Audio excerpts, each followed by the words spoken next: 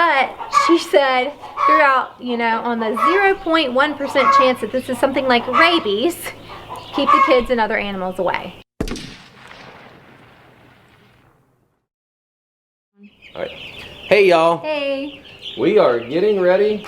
Well, we're doing an update video, but very busy day here on the homestead. But we wanted to do some video to catch y'all up on what's going on. But man, these chickens and turkeys are doing awesome. I talked. We actually ordered another 100 meat birds, and I need to call today and see if I can up that order.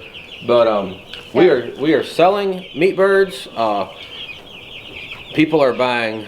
It's exciting. It is. We were gonna order meat birds for us, and then I thought, well, I'm gonna throw it out there on Facebook locally and see if anybody's interested. And initially, I sold about 40, and then in the last week, I sold another 30. So it was 31. We're up to 71 reserved. With we're having people put a deposit down that's reserved. If we sell more after they're butchered, it'll be first come first served. Yeah. But we were like, well, we're not gonna have any chickens for us if we keep selling. So I'm kind of back down on the selling a little bit, and then we ordered another 100, but I think we're gonna up it another 50. Yeah. So that we can sell locally, because you know there some grocery stores are limiting meat. People need food. Yeah. And we need money.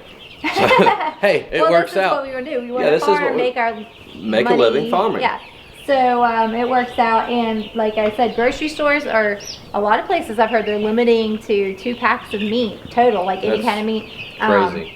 And that wouldn't even feed our family, because, you know, for us, we cook usually 3 pounds of ground beef at one time. Yeah. So 2 packs of meat wouldn't even be one meal for us if we were having to buy at the grocery store. Thankfully, for the most part, we're not. We are running low on some meat, but we have some ready to go. Worst case scenario, we could, you know, butcher a steer a little bit early. Yeah, but we don't want to have to do it. We're trying to stretch it and get, and we did get some grass-fed ground beef, because that's the thing we run out of the most from our feed mill. They do grass-fed, so we were able to get a little bit of ground beef from them, although we've already eaten it all. Right. But it doesn't, it's all working out. And that was completely beside the point. Yeah. But so we've sold chickens, and we're really excited. It's exciting. I didn't mention the hatchery we got these from before, because I knew they were kind of behind. They're a very small company. It's a husband and wife that run it. They're up in age a little bit, but they are phenomenal. The name of their company is Bob's Biddies. When I ordered these last 100 meat birds, I asked them, do you want me to mention you all? She said, yes, that would be fine. Just let people know we're like 4 weeks out on broilers. And right now they're sold out of layers until August. Yeah. They also do turkeys. We didn't actually specifically ask them about turkeys, because we already have turkeys. Right. But I don't know what if they still have them available or not. But you know, you can call them and ask them. Their prices are phenomenal. I mean, they're the cheapest place we've found, and they're very easy to deal with. I was unsure with the first batch, because something, and the lady said something must have happened during shipping. We lost like 45 probably. 45 or 48. It was almost of the half. First birds, which that's not normal. Usually you lose a few meat birds, but nothing like that. You can expect, I think, like a 10% loss at the most. That's a lot, but the next week they sent us another 52.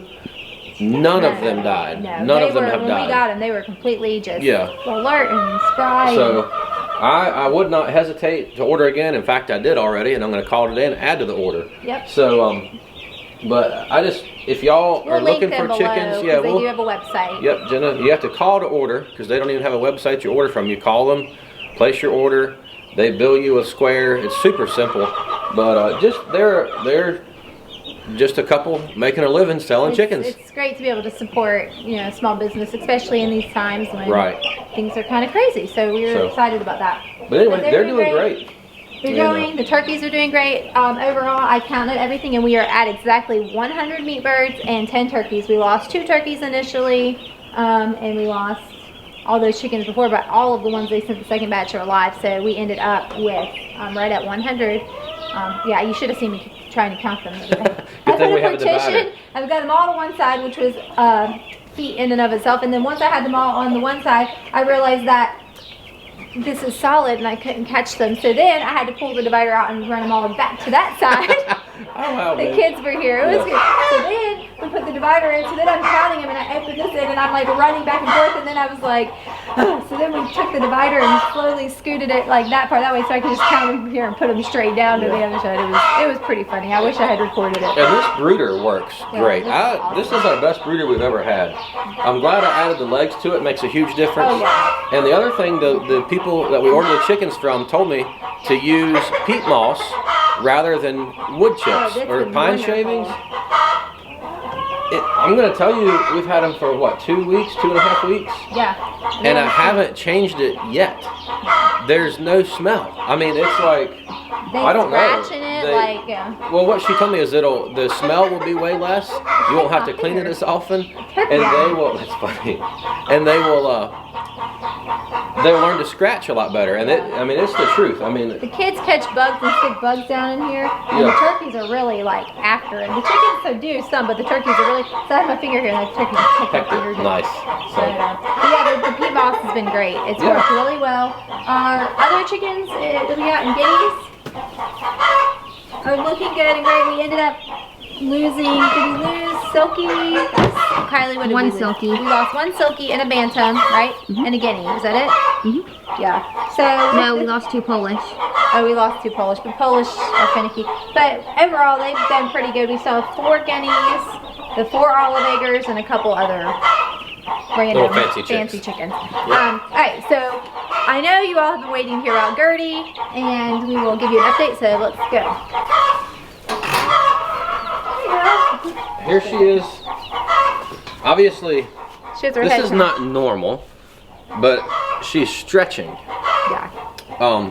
And she will stand like this and crank her head around all the way to one side for a while, then all the way to another side. Well, and that's huge because she could not turn left on her own. Yeah. And she's gonna walk away. She has been turning her head to the left, and she's been doing what I like to call like cat stretches and stuff. Girl. You can see she's just not pacing and circling like she was doing before. Way better. She got her head going to the left. So she's definitely way on the mend. We have been taking care of her. We've been doing crushed garlic and apple cider vinegar in her water just to boost her immune system and help with inflammation. We've done her meloxicam that they put her on. And alpha hay, we've been giving her minerals. We've been putting, of course she's been keeping hay, but she's never lost any appetite. No. Never lost, she's been drinking and everything as far as that's been normal, and she's come back as far as her personality. Eyes, her personality, and her eyes aren't like wide all the time where she was in so much pain. She's definitely on the mend. Yeah, we were really concerned. Yeah. Well, we were pretty concerned because the vet said, to her everything did look. We did find a hematoma on her shoulder too, so we know she crashed. On her right shoulder. Right shoulder. This one, she found quite the hematoma.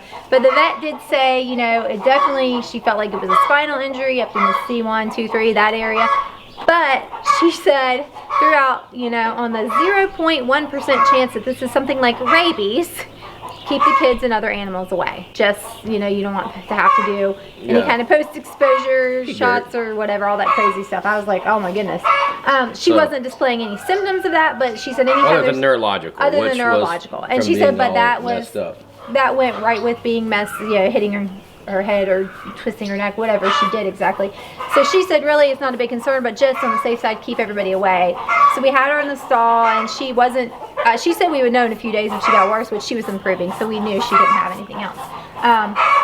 So then we did move her out here because the stall was just so tight, and we wanted her to get daylight, be able to see the other animals, because the milk cows are back behind the barn. Cows get depressed if you keep them locked up because they're herd animals. And she needs to be grazing because we've been giving her alpha hay, and hey, we don't want her to lose any more weight. Yeah, she's a little bit thin. We have wormed her, and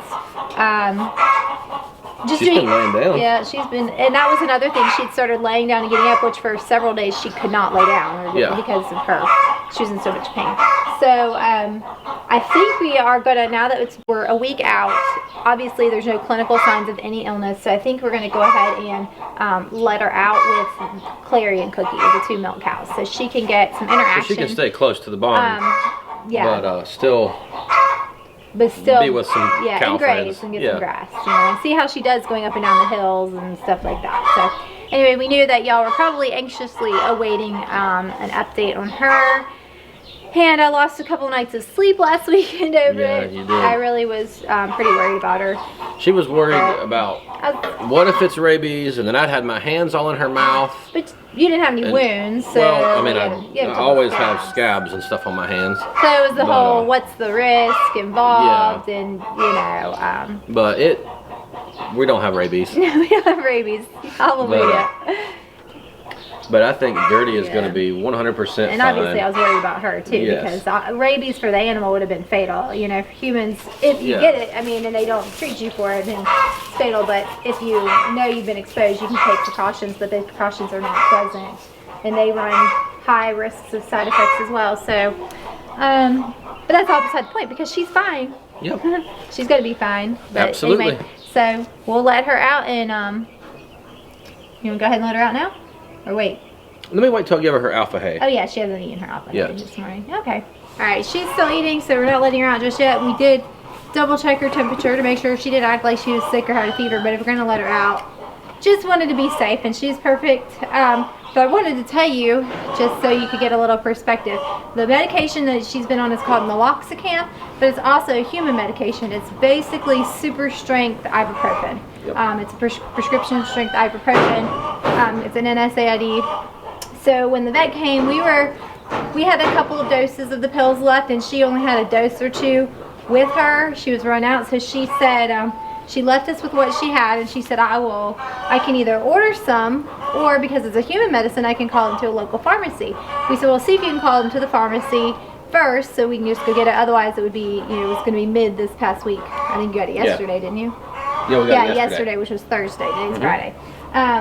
So she called the pharmacy right here in front of us, and she said she wanted to get the price on naloxone, and they told her it would be $203 for 200 pills. And she said, okay, thanks, I'm not gonna order any right now. So she got a phone, she was like, wow. So she ordered it for us from the vet pharmacy and got it in, and we paid $20 even for 500 pills. Yeah. Same exact thing. Same exact thing, made by the same companies. Just when they sell it to you for livestock, they'll sell you 500 pills for 20 bucks, but if you're going to buy 200 pills for humans, you're going to pay $200. So you can pay over $1 a pill. So I just thought that was wow. It would have been like $510 probably for what we bought. Yeah. I mean, you know that they overcharge. I mean, well, I don't want to get on any kind of like whatever. Yeah. But you know, medications can get really expensive. That just kind of goes to show you for humans how much more they charge than they need to. Crazy. Anyway, that was just one of those things that I thought, wow, that's something I'm going to share with people. Okay, I just wanted to leave y'all with this. There's Gertie. She's settled down a good bit. She's standing over there grazing now. So we're just going to keep a good eye on her the rest of the day. And hopefully she does well. I think it'll do her some good getting out in the sun and with her other cows. So we'll see. We're going to keep an eye on her, but I just wanted to leave you with her and show you that she is settled down and seems to be like she's going to be all right.